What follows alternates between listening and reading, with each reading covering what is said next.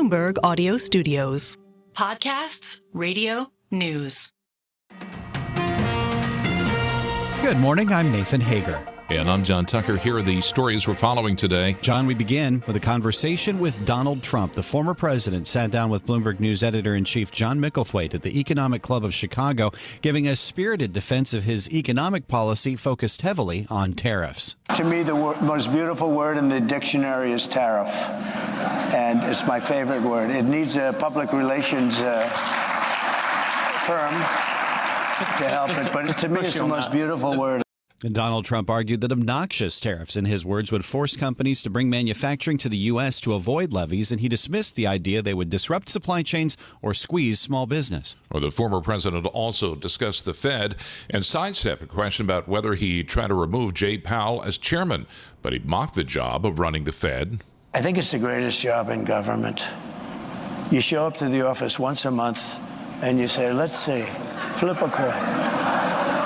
And everybody talks about you like you're a god. Oh, what will he do? Trump says it's fair game to talk to the Fed chairman about where interest rates should be, but that doesn't mean the president should mandate the decision. And John, former President Trump also declined to confirm a report in Washington Post journalist Bob Woodward's new book that he has spoken with Russian President Vladimir Putin several times since he left office. Well, I don't comment on that, but I will tell you that if I did, it's a smart thing. If I'm friendly with people, if I have a relationship with people, that's a good thing, not a bad thing, in terms of a country. And Trump also said he would accept the result of next month's election if it's a fair process. He downplayed the violence on January 6, 2021, saying, quote, a lot of strange things happened. You can listen to the full 60-minute conversation with Bloomberg editor-in-chief John Micklethwait on the Bloomberg Talks podcast. We will have much more from the interview from the Economic Club of Chicago throughout the morning. Meanwhile, Kamala Harris also took to the airwaves. She was in Detroit for a town hall with radio host Charlamagne Tha God, pressing her case for more black men, especially to support her. Harris says she would work to decriminalize marijuana. My pledge is, as president, I will work on decriminalizing it because I know exactly how those laws have been used to disproportionately impact certain populations and specifically black men. Harris also said financial reparations for black Americans needs to be studied. And Harris and Trump, meanwhile, John, remain neck and neck in the race with less than 3 weeks to go. The latest nationwide survey conducted by the Marquette Law School shows Harris leading Trump 48 to 47% among likely voters.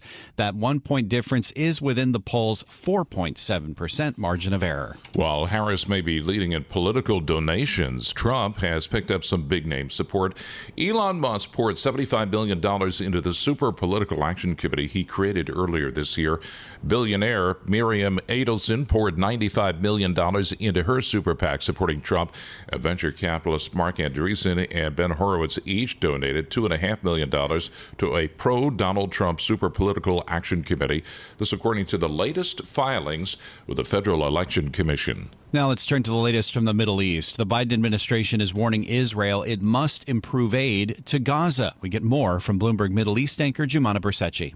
A letter was leaked yesterday, and this wasn't actually, it wasn't intended for the public to see, that the Biden administration had sent to Israel warning that they would need to improve an increasingly dire humanitarian crisis in the Gaza Strip within 30 days, and that if they did not do that, then they could, in theory, cut the flow of U.S. weapons if the situation didn't improve. Just to give you context here, typically the number that they set for trucks entering into Gaza should be 350 trucks a day.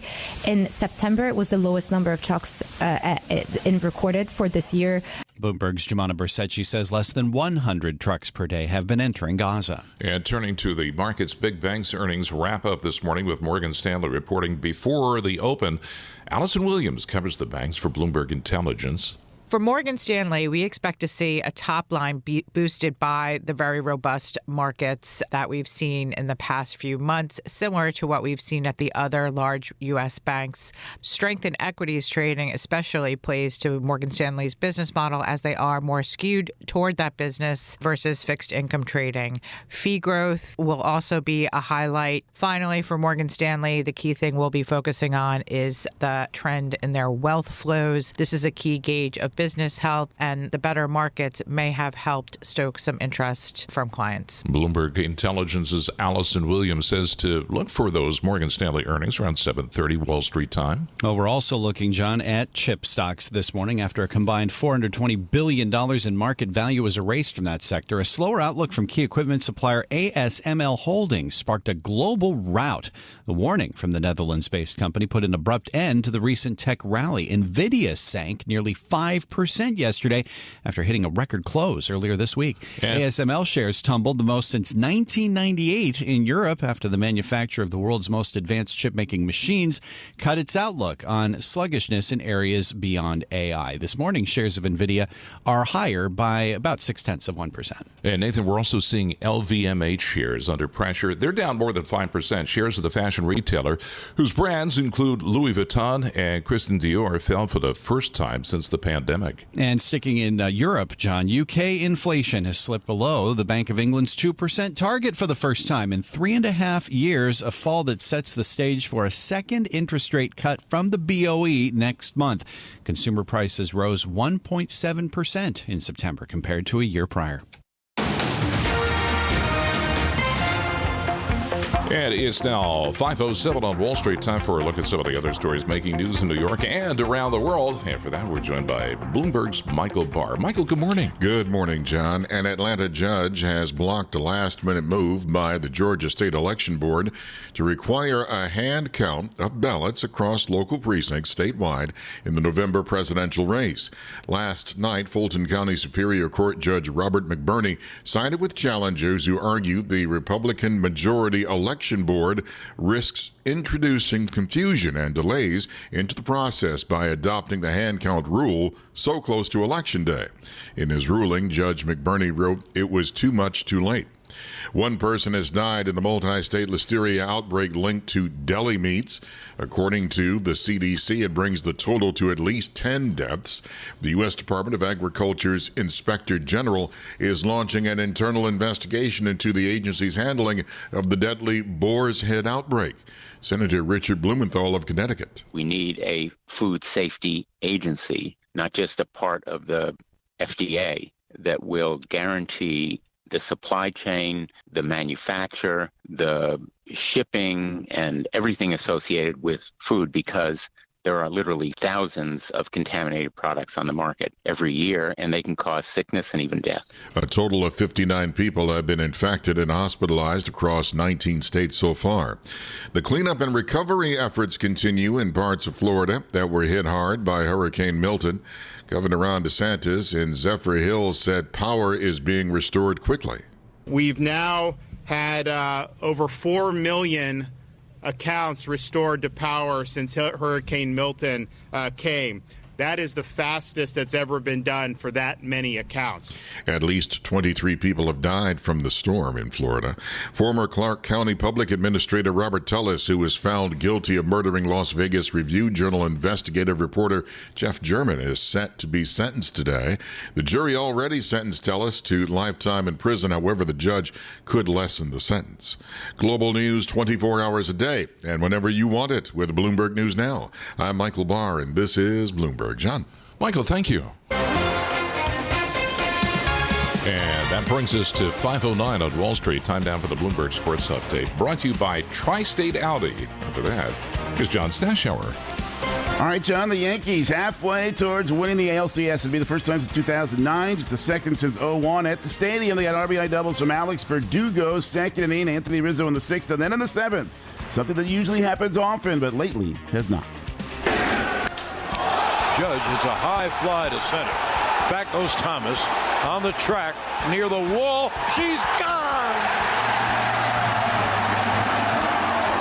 Aaron Judge hit the ball so high you wondered. It came down in Monument Park. It's a Judgian blast. All rise. Here comes the Judge. The FAN had it. Judge's first homer in almost 3 weeks. Yanks beat the Guardians 6-3. Garrett Cole not at his best. Gave up 6 hits, 4 walks, but the Yankee bullpen's been outstanding. Tim Hill got 5 outs. Tommy Kahnle got 4. The Yanks go to Cleveland up 2-0. Game 3 tomorrow. Game 3 NLCS. Tonight, Citi Field, Mets and Dodgers tied at 1. Luis Severino against Walker Buehler, the one-time Dodger ace who's had 2 Tommy John surgeries. Buehler only won 1 game this season. He got roughed up by the Padres in his 1 postseason start. The trade of Davante Adams from the Raiders to the Jets, something that's been rumored to take place ever since Aaron Rodgers joined the Jets. The two worked together for 8 years in Green Bay, now a reality, with Las Vegas getting a conditional 3rd-round draft pick. Adams will try to quickly learn the playbook, help the Jets Sunday night in Pittsburgh. Sounds like Russell Wilson will be the Steelers quarterback. They had been using Justin Fields. John Stashauer, Bloomberg Sports. John and Nathan. Coast to coast on Bloomberg Radio, nationwide on Sirius XM, and around the world on Bloomberg.com and the Bloomberg Business app. This is Bloomberg Daybreak. Good morning, I'm Nathan Hager, bringing you more now from our conversation with the former president of the United States, Donald Trump. The 2024 Republican presidential candidate spoke with Bloomberg News editor-in-chief John Micklethwait at the Economic Club of Chicago in a wide-ranging discussion covering a slew of economic topics. Let's listen in. If you add up all the promises you've made, and your plans would add $7.5 trillion to the debt. That's more than twice the total for Vice President Harris. You know, this is a very business-like audience. Yeah. Why should they trust you with that?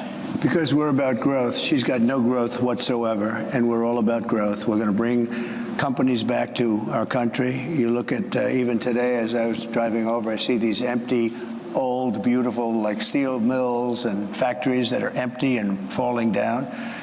Some have been converted to senior citizens' homes, but that's not going to do the trick. And we're going to bring the companies back. We're going to lower taxes still further for companies that are going to make their product in the USA. We're going to protect those companies with strong tariffs, because I'm a believer in tariffs. I'm not sure that you are. I don't think you are, but I congratulate you on your career. But to me, the most beautiful word in the dictionary is tariff.